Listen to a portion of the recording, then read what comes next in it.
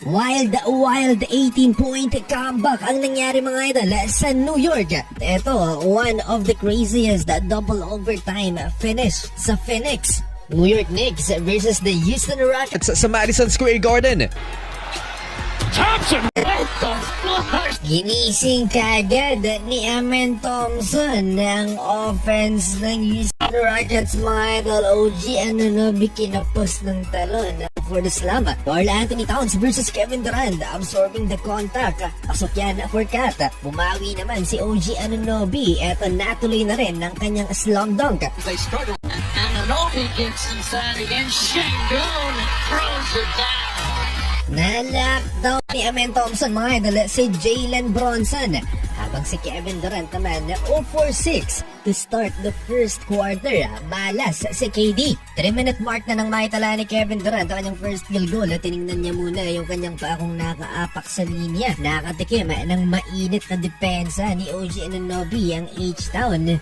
Another slam dunk by OG. Kevin Durant naman second bucket. And last 2 minutes, dito pinagtawanan ng crowd si Kevin Durant matapos ang kanyang rare air ball. Pinagtatrash talk ng ilang New York Knicks fans si KD na para bang villain sa lugar na to, si Kevin Durant. Low scoring game for H-Town at 27-21 lamang ang New York.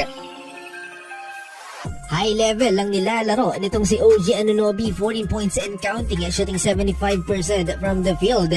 And Jose Alvarado, wide open 3-pointer, credit sa screen ni Mitchell Robinson. Bumagal ang pace ng New York Knicks mga idol, napabuhat na si Alperen Şengün at si Kevin Durant.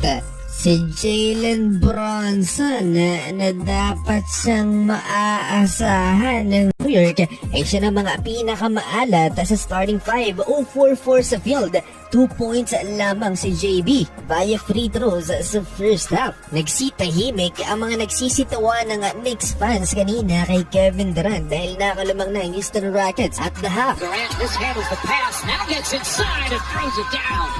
Beautiful recovery from 54-53, 1 point Houston Rockets lead.